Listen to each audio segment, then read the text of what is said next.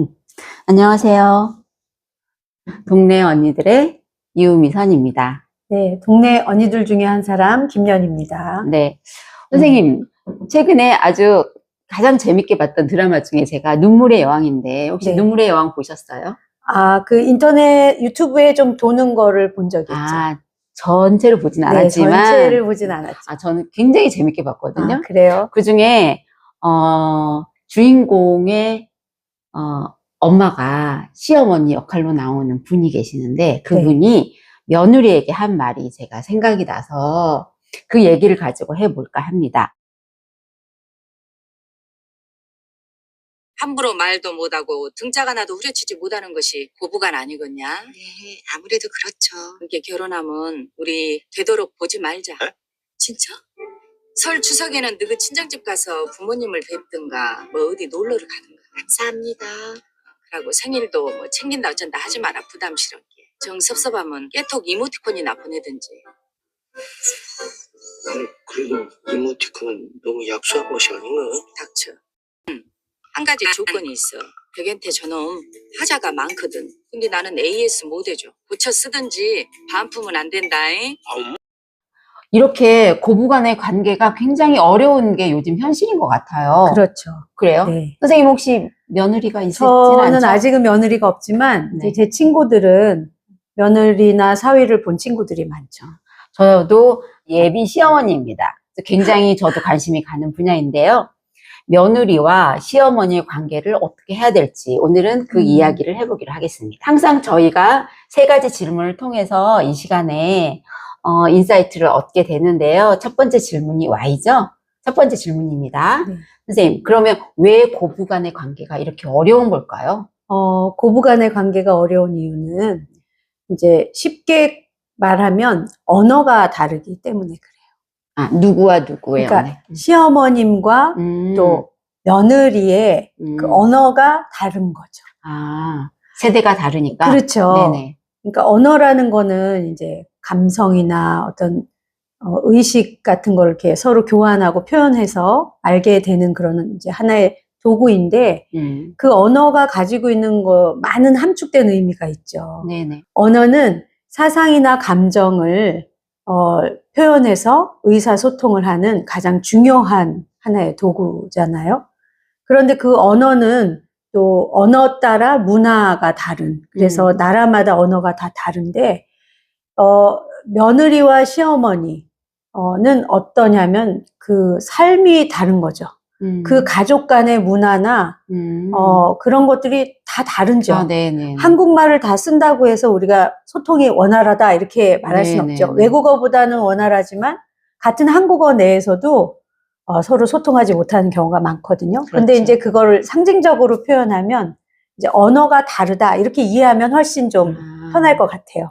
그러니까 가정의 문화나 이런 것들도 다르고 네. 살아온 시대의 그렇죠. 세대도 다르고 굉장히 다른 사람이 만나는 거네요. 그런데 한국말을 쓰니까 나랑 똑같이 알겠지, 내 맘하고 똑같겠지 라고 생각하는 것은 이제 많은 시행착오나 여러 가지 문제를 야기할 수 있죠. 그래서 시어머니도 마찬가지고 며느리도 마찬가지고 대화를 할 때는 우리는 언어가 다를 수 있어. 그러니까 생각이나 여러 가지 삶의 방식이나 감정이나 이런 의사소통을 할 때 당연히 다를 수 있어 라는 이제 생각을 갖는 게 되게 중요하죠. 다른 언어를 쓰는 사람이 처음 만난 거네요. 그렇죠. 네. 그런데 이제 우리는 그냥 시어머니 입장에서는 자기의 언어로 이야기를 하고 며느리는 또 며느리의 입장에서 자기의 언어로 이야기를 하니까 같은 한국말이고 무슨 말인지는 알겠는데 소통은 전혀 이루어지지 않는 거죠. 그렇겠네요. 네. 그리고 그 언어가 또 표현하는 것 중에 감정이 있기 때문에 이제 의사소통을 위해서 언어를 쓰지만 이제 소통이 되지 않다 보면 사실은 우리가 이제 감정을 다치게 되고 감성을 다치게 돼서 이제 별거 아닌 거로 이제 서로 간에 이제 벽을 쌓게 되는 그런 상황들이 일어나게 되죠. 뭐야 이게? 언어 소통에 있어서 이제 그러니까 한국말인데 우리가 다른 나라 언어처럼 된 것에는 이제 이 사회의 변화가 있어요. 네. 그리고 이 사회가 지난 시간에도 말씀드린 것처럼 개인화가 되고 다양성을 존중하고 이런 다변화된 세상으로 바뀌기 때문에 그 사람들의 생각이나 삶의 방식들이 아주 다양하고 다각적이 된 거죠. 그렇기 때문에 같은 한국 문화 안에 있지만 가풍이 다르고 또 그 사람의 살아온 삶이나 생각이나 이런 것에 따라서 변화가 많기 때문에 그냥 나랑 똑같겠지, 다들 그렇게 생각하지 않나? 이렇게 생각하는 거는 좀 위험할 수 있죠. 나의 자녀도, 자녀하고의 소통도 아이들이 크면 이제 소통하기가 어려운데 전혀 다른 집에서 다른 삶의 어떤 과정을 경험했던 그런 우리 며느라이나 사위가 왔을 때, 기본이 나랑 같다라고 생각하는 건 되게 좀 위험할 수 있다. 처음부터 그러면은 나와 다른 언어를 가진 인간을 처음 만나는 거다. 그렇죠. 그러니까 외국 사람 네. 만난다는 느낌으로 아, 외국인이다. 나의 며느리는 외국인이다. 외국인일 수 이렇게 있다. 생각. 그렇죠. 이렇게 생각해야 정말 되는 거죠. 다를 수 있다. 네네. 그렇게 생각하면 사실은 우리 같이 사는 자녀하고도 그렇게 대화가 잘 되진 않잖아요. 그렇죠. 네. 그런데 어떻게 새로운 며느리가 시부모하고 잘 소통이 되겠습니까? 그렇죠. 그래서 어려운 거다. 이런 그렇죠. 말씀이시네요. 네네네. 네, 알겠습니다. 그럼 두 번째 질문으로 넘어갈까요? 네. 그럼 시어머니와 며느리 사이에는 도대체 무엇을 할 수 있나요?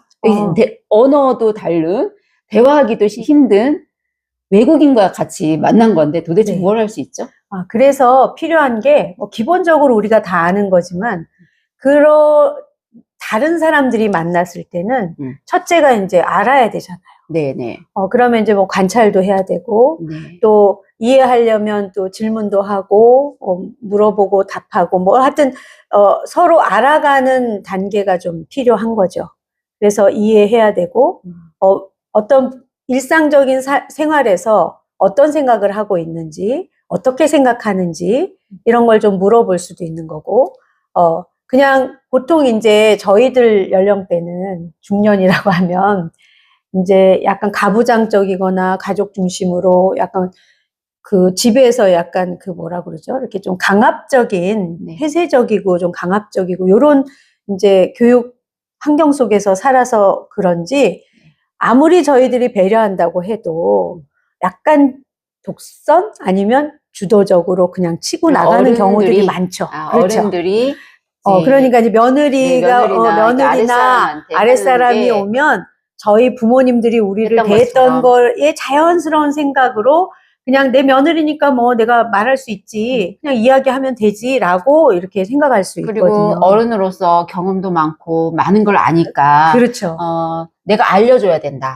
그런 어떤 네. 뭐 책임감이든 뭐 좋은 의미일 수는 있지만 이제 그게 그냥 행동에서 툭툭 나가요. 네네. 저도 그래서 좀 아이들한테 지적받을 때가 있거든요. 나쁜 의도가 아닌데도 그냥 그 환경적으로 배운 거일까요? 그래서 그냥 툭툭 나가는데 사실 이제 요즘에 자라는 그 젊은 청년들은 굉장히 그거를 되게 당황스러워하고 어려워하는 경우들이 있거든요. 그래서 이제 그런 부분, 일상의 사소한 거지만 그런 부분들을 이제 좀 조심해야 하고 외국인들 만난 거니까 외국인 만난 것처럼 조심하자. 조심하고 네. 그것에 대해서 어떻게 생각하는지 좀 물어보고 결정할 때도 좀 논의하고 상의하는 이런 방식을 가야 되는 거죠. 근데 저희들은 그게 되게 이상한 거죠. 아니 엄마가 얘기하면 아이들이 따라와야지 왜 그거를 내가 애들한테 물어봐야 돼? 논의해야 돼? 의견을 구해야 돼? 라고 생각할 수 있거든요. 그런데 이제 그게 뭐 그 아이가 며느리가 주도권이고 내가 뭐 주도권 끌려가고 이런 어떤 힘의 논리가 아니라 이제 모르는 상태에서 이해하고 알아야 하는데 그러려면 당연히 이제 질문하거나 어떤 상황에 대해 서로 이야기를 많이 하거나 이런 과정들이 필요한 거죠. 그래서 그 과정들이 사실은 이렇게 생각하시면 돼요. 물은 위에서 아래로 흘러가거든요. 네.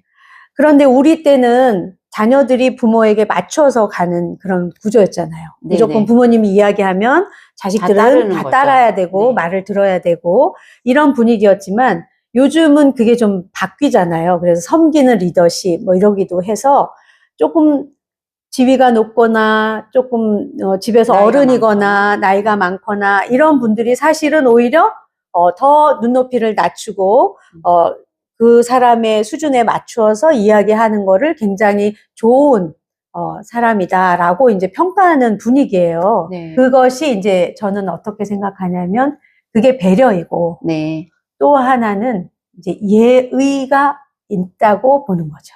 아, 예의를 갖춰야 된다. 그렇죠. 네. 자식이지만, 네. 며느리이지만, 예의를 갖춰야 된다. 네. 굉장히 중요한 얘기 같습니다. 그렇죠. 예의를 갖출 때 이제 아이들은 존중하고, 본인들이 존중받는다고 생각하기 때문에 존경하게 되는 거죠. 그래서 아까 언어가 다르기 때문에 이제 소통을 해야 되기 때문에 그런 과정들이 필요하고, 그걸 그럼 왜 시어머니나 어른 입장에서 먼저 해야 하느냐. 그것은 이제, 보고 배우는 그런 과정에서 감동을 받아야 사람이 변하거든요. 근데 그 감동을 주는 것이 사실은 존중이고, 네. 그 존중은 이제 그런 과정을 두는 거죠. 그러면 이제 그 과정 속에서 존중받는다고 생각이 들면, 이제 며느라가도, 나를 존중하게 되는 거죠. 그게 이제 서로 간에 어떻게 되냐면 이제 예의 있는 관계가 되는 거죠.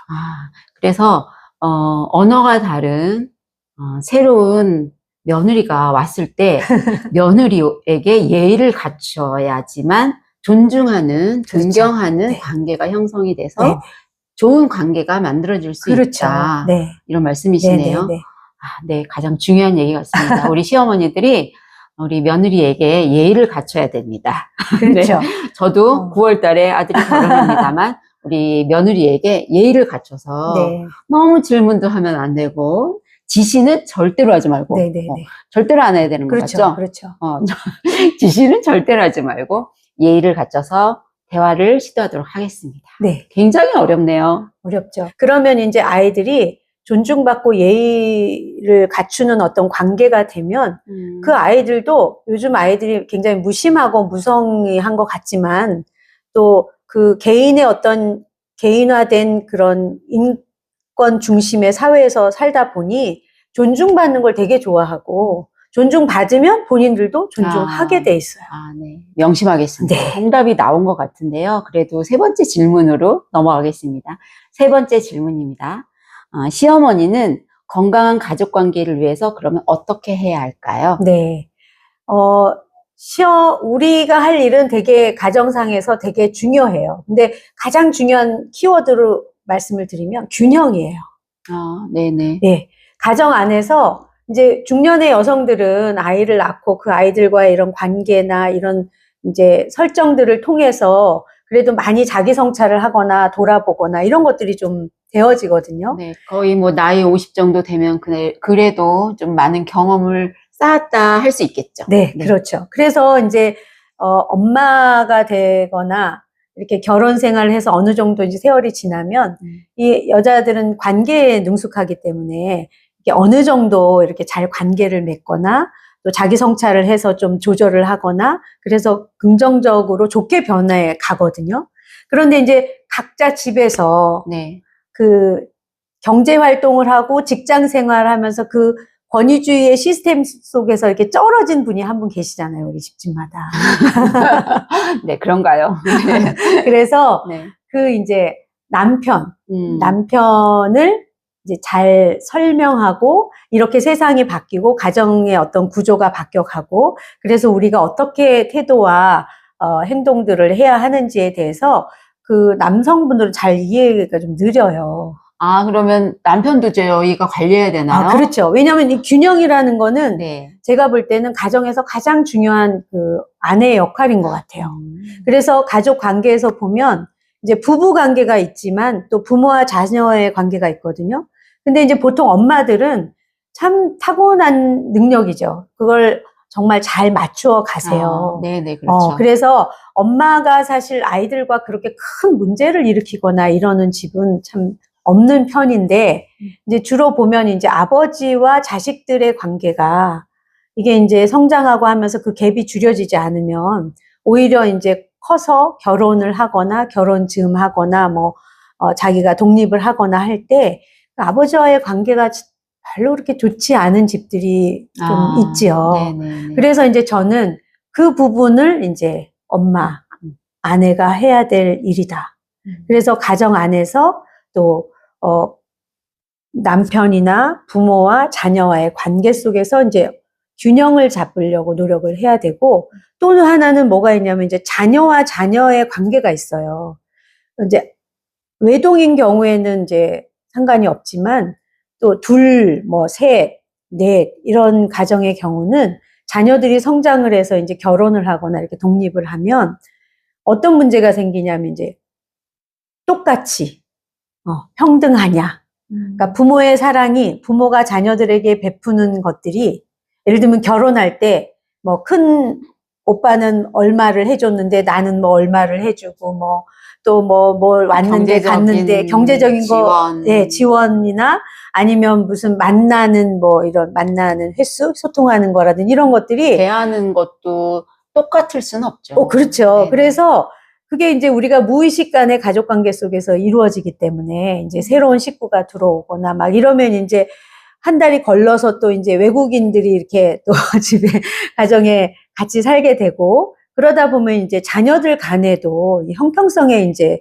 그런 어떤 불만들, 소소한 섭섭함들 이런 것들이 있게 되거든요. 네네. 그래서 이제 이 중년 여성이 가정 안에서는 균형을 맞추는 게 되게 중요한데 이제 그런 의미에서 남편과 자녀의 어떤 균형 감각을 잡아주고 그다음에 또 자녀들 간에 이렇게 형평성으로 서운해하지 않도록 섭섭하지 않도록 항상 유념하면서 이렇게 관계를 맺는 걸 해야 되죠. 그러니까 새 식구가 왔을 때는 더 조심해야 되고 그렇죠. 그 안에서 균형을 찾기 위해서는 엄마의 역할이 굉장히 중요하다. 네, 그렇죠. 네, 그 균형을 못 잡는 사람이 한 사람이 있을 수 있는데 균형을 못 잡을 가능성이 있는 남편도 잘 균형을 그렇죠. 잡을 수 있도록 네. 지도해야 된다. 네. 이런 말씀이시고 특히 새 식구가 하나가 아니라 둘일 경우에는 네. 더욱더 조심해야 되겠네요. 그렇죠. 그렇죠. 그게 바로 균형이라는 말씀이신 것 같습니다. 네, 네. 네, 맞나요? 그래서 그거를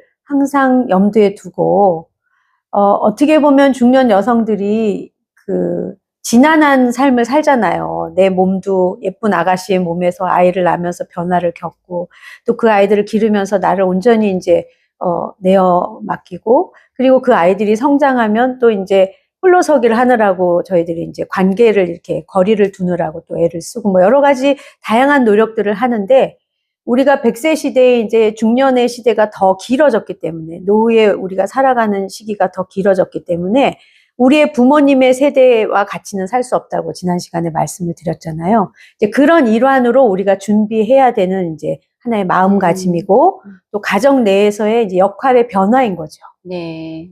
이제는 그런 쪽으로 균형을 맞추지 않으면 이 다양하고 열린 뭐 결말이 그 많은 이런 아주 뭐라 그러죠? 홍수의 시대에서 저희가 뭔가 중심을 잡고 아이들의 삶과 우리의 삶이 건강하게 살아가게 하기란 굉장히 어렵죠. 그래서 중년 엄마, 중년 여성인 가정에서의 아내이기도 하고 엄마이기도 하고 우리들의 역할이 굉장히 크다고 볼 수 있죠. 네.